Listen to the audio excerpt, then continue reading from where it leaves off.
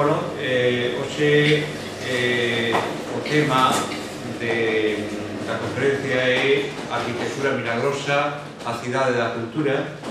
Arquitectura Milagrosa é o último libro de Yasser Mosh, editado por Anagrama, e que documenta as decisións políticas e as accións dos denominados arquitectos estrela en España.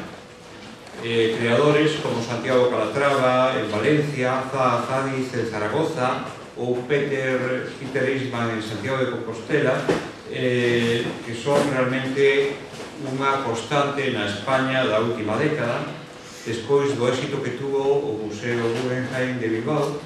Este libro de Yasser Mosh é unha fabulosa reportaxe periodística polas cidades españolas nas que se depositou no xenio da arquitectura o milagre da promoción turística. Non é extraño que isto que Yasser denomina arquitectura milagrosa aconteza nun país que fixo da construcción inmobiliaria o seu principal motor económico. Agora, co estoupido do globo inmobiliario, o derrube da economía e a caída dos grandes presupostos públicos, semella que o país non está para grandes milagres e menos arquitectónicos. Neste clima de certo pesimismo que nos invade, fai pouco máis dun mes inaugurábase na cima do Monte Gaiás os dous primeiros edificios da Cidade da Cultura, proxectada polo norteamericano Peter Eastman, o autor do Monumento ao Holocausto berlinés, membro destacado do grupo de New York Five e eterno aspirante ao Premio Pulitzer da Arquitectura. Tras 11 anos de xestación do proxecto apadrillado por Fraga Iribarne e que leva consumidos máis de 400 millóns de euros, 4 veces máis do proxectado, vemos os primeiros resplandores dunha icona que tenta recoller os testigos do Camiño de Santiago e de casi que a milenaria Catedral Compostelana. En Compostela vivimos en primeira persona o complexo debate sobre se as estrelas teñen luz propia ou están máis perto do ocaso. Ou que é o mesmo, se paga a pena o mantemento dun proxecto faraónico pese as renuncias que nos costará mantelo no tempo. Para aclararnos, temos hoxe aquí con nós, nos Luz do Ateneo, a Yasser Mosh, que ten afondado moito no proxecto de Gaias. El, que naceu fai 55 anos en Sabadell e é actualmente asunto o director e editorialista do xornal A Vanguardia, no que leva máis de 20 anos traballando. De feito, durante os últimos 20 anos foi o responsable das páxinas de cultura do xornal, quizás a mellor información cultural que se fai no xornalismo español. Yasser Mosh é un dos exemplos paradigmáticos do xornalista especializado en cultura na prensa española. Demostrou que con coñecemento e criterio podes opinar de arquitectura sin ser arquitecto. Empezou a informar sobre temas arquitectónicos nos anos 80, sendo testigo de primeira man do desenrolo arquitectónico da Barcelona do 92, daí o seu libro, publicado tamén por Anagrama en 1994, La ciudad de los arquitectos.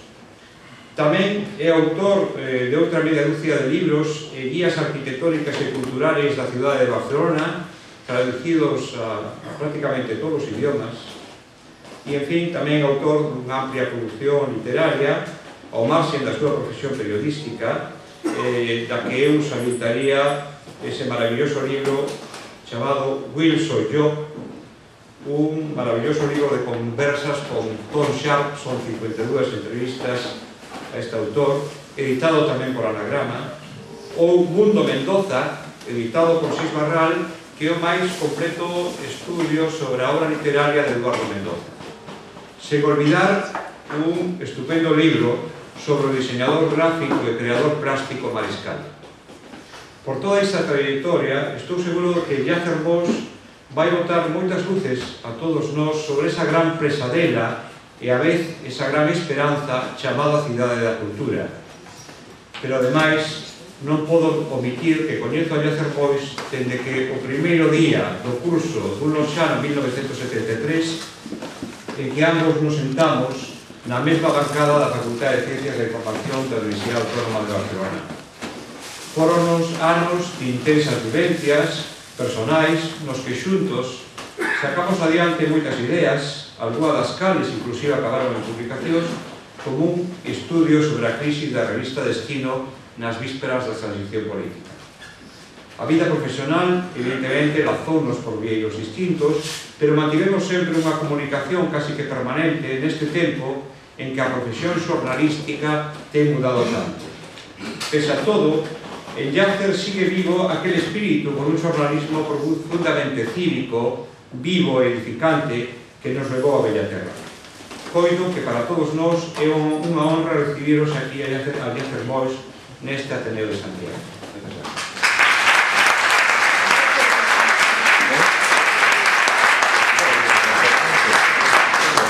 Buenas tardes y muchas gracias al Ateneo por esta invitación. Muchas gracias también a José Ramón por la introducción que ha hecho, pero como habrán observado somos ex compañeros de curso y por tanto es todo fruto de la exageración. Vamos a entrar en materia. Durante los últimos 15 años los arquitectos estrella han deslumbrado a no pocos presidentes autonómicos y alcaldes españoles como antaño deslumbraron a los pastorcillos las apariciones marianas.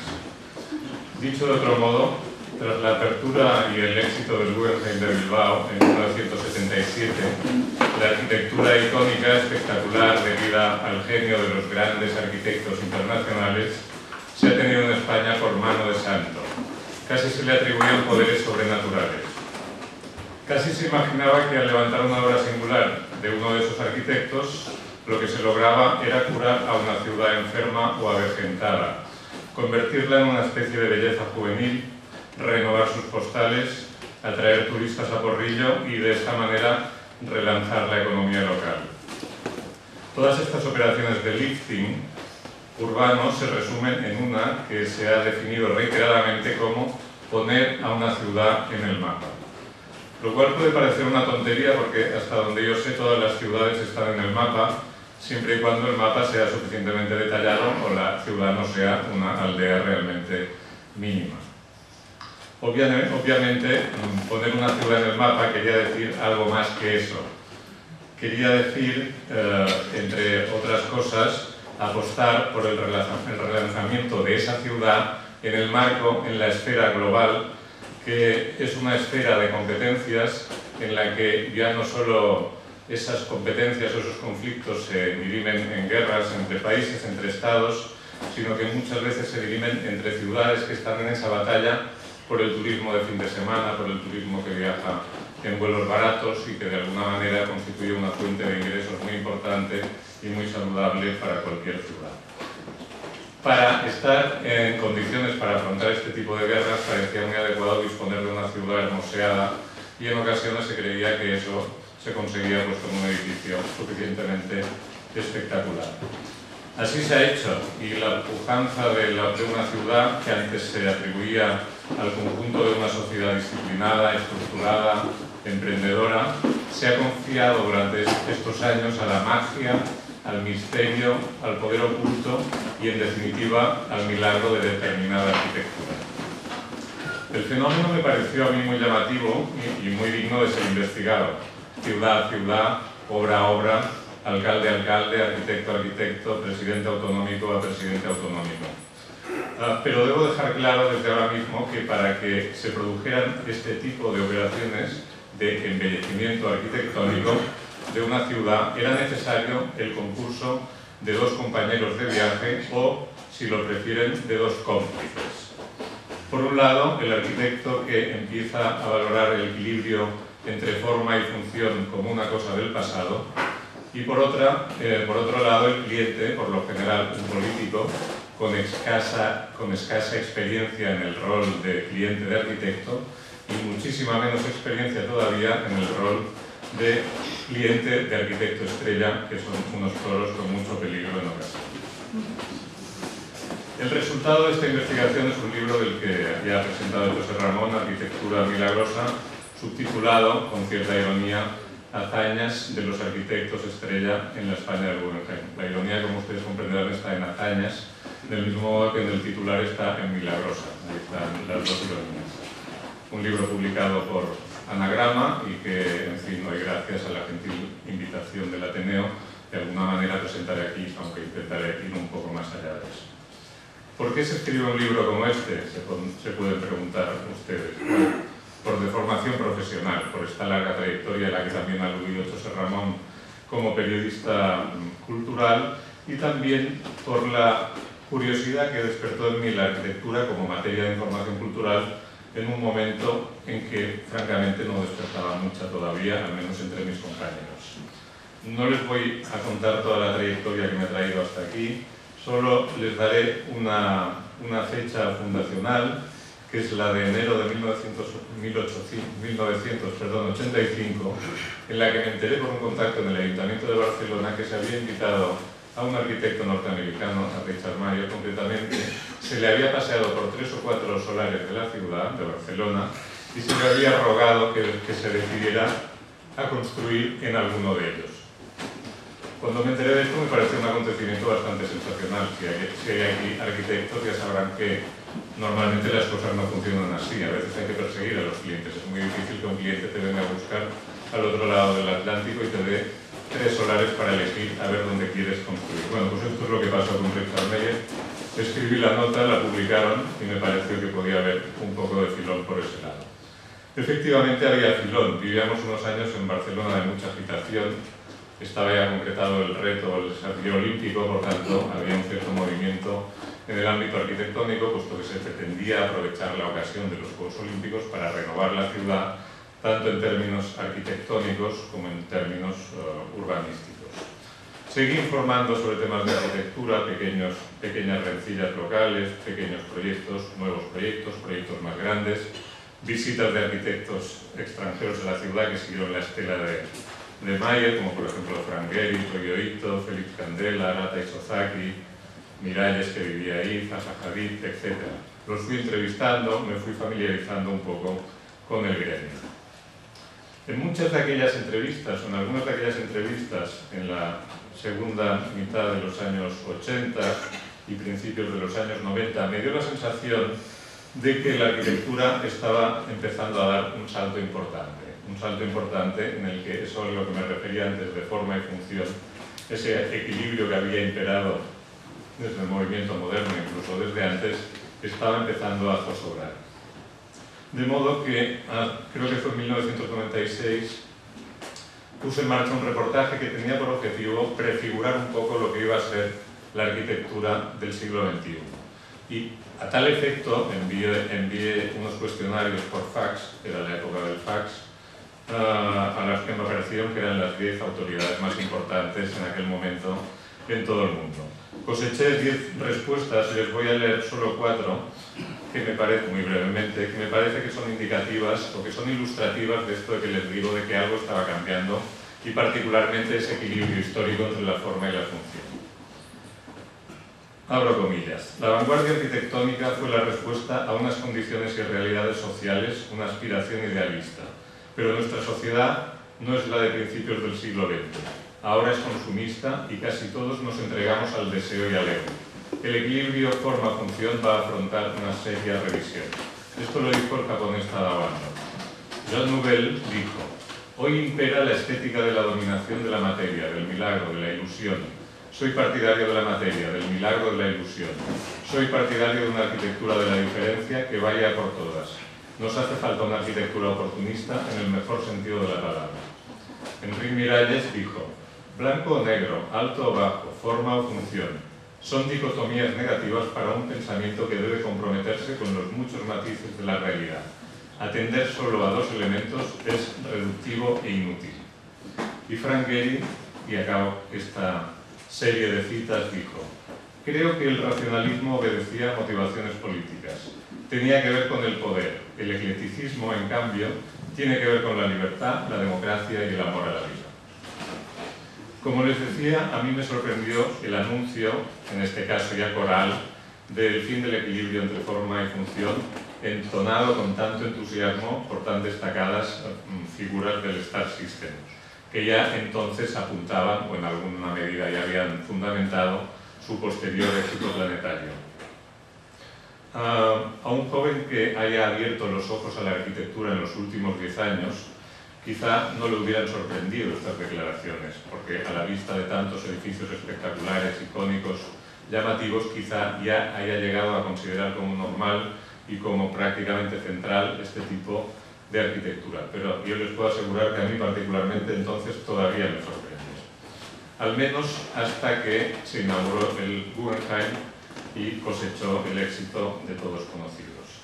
Vamos pues a detenernos brevemente en el Guggenheim, que como ustedes saben es el edificio que aparece en pantalla, que para mí es el primer caso claro de arquitectura milagrosa en España y probablemente el último. Es el primer caso, puesto que de alguna manera fue el primero que dio, y el primero que da siempre da dos veces, porque en ese caso el milagro se verificó, fue constatable, tuvo unos efectos palpables, y fue el último, y si no fue el último del todo, sí lo fue en buena medida, porque ninguna de las operaciones que se han acometido posteriormente con presupuestos de estas dimensiones y con ambiciones desmedidas, como también fue el caso del Guggenheim, ha conseguido el mismo milagro para la ciudad en la que se inscribía. El Guggenheim, que desde hoy se considera pues, una historia básicamente de éxito, sin más matices, quizá no sea malo recordar que es el bingo insospechado entre tres jugadores que estaban, tres púgiles que estaban prácticamente groguis sobre el cuadrilátero y en un momento poco menos que desesperado. Esos tres púgiles que estaban casi groguis eran Bilbao, la Fundación Guggenheim de Nueva York y Frank Gehry. En los años 80 Bilbao era una ciudad necesitada de reconversión industrial. La industria siderúrgica que se había puesto en marcha en el siglo XIX estaba llegando a unos grados de obsolescencia, era mucho más barato fabricar lo que fabricaban ellos no demasiado lejos. Había, debido a esta reconversión, un 30% de paro, es decir, un índice muy superior todavía al que hay ahora en España, siendo el actual muy importante. Había paro, había terrorismo, había drogas, etc. La ciudad necesitaba reinventarse de alguna manera. La Fundación Guggenheim de Nueva York hacía muchos años que estaba intentando rentabilizar los fondos que tenían las reservas de su museo de Nueva York. Pero el sistema que había ideado era ir a una ciudad europea, pedirle que construyera a su costa un museo estupendo, cederle temporalmente la colección, pero no la propiedad, y retirarla en el momento en que les pareciera más oportuno. Hay que decir que sus intentos en ciudades como Salzburgo o Venecia, en algunos casos con proyectos arquitectónicos muy adelantados, siempre toparon con una barrera final en el momento en que se empezó a hablar del presupuesto. Siempre les preguntaban si estaban locos y ahí se acababan las negociaciones. Y tenemos el tercer púgil, que era Frank Gehry, el arquitecto probablemente más reputado de la costa oeste norteamericana, el arquitecto más trendy, más novedoso, más innovador, que había precisamente tomado la bandera de la vanguardia norteamericana a los Five de la costa este, pero que estaba ya stricto sensu en la edad de la jubilación, 65, no en los 67, sino en los 65, y todavía no había dado el do de pecho definitivo. Estos tres agentes se encuentran a principios de los años 90 y se ponen de acuerdo. El gobierno vasco, muy vasco él, decide que 23.000 millones de pesetas de inversión, pues no es tanta inversión, y que si es para Bilbao, pues no hay problema. Y ahí la Fundación Guggenheim se le ponen los ojos como platos y dice, finalmente hemos pillado a alguien que nos va a pagar el dinero que pedimos, y no solo eso, sino que además el solar que nos ofrecían para el museo era este, pero nosotros se lo cambiamos, etc. Mangonearon como quisieron. La sociedad vasca en esas fechas, digamos por caso en el 95, el museo se inauguró en el 97, estaba mayoritariamente en contra del museo. Por supuesto, sectores muy amplios de la sociedad y prácticamente todos los sectores artísticos, intelectuales, plásticos, etc. Les parecía que era una invasión norteamericana y por tanto intolerable.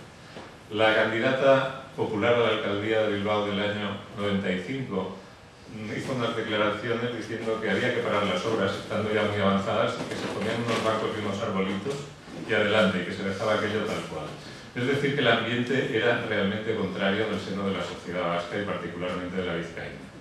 Pues bien, ese museo que se inaugura en el 97 con toda la operación, con toda la sociedad en contra, o una parte muy importante de ella, y con unos agentes impulsores que están muy tocados, y que empieza discretamente con una previsión de éxito que se cifra en las 500.000 visitas anuales, resulta que el segundo año tiene 1.400.000 visitas, es decir, que triplica la expectativa más feliz, más optimista, y se convierte en un éxito. Según Bilbao, en 2 años el impacto económico recibido gracias a la apertura del Guggenheim en términos de turismo y de beneficios para el sector terciario se convierte en un impacto de unas dimensiones que de un modo u otro enjuga la inversión que se ha realizado, que como les digo es muy importante, son 23.000 millones.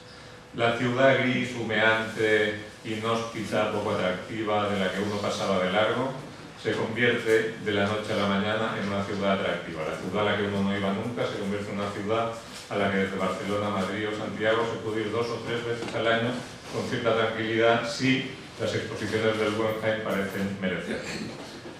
Este éxito, este milagro del Guggenheim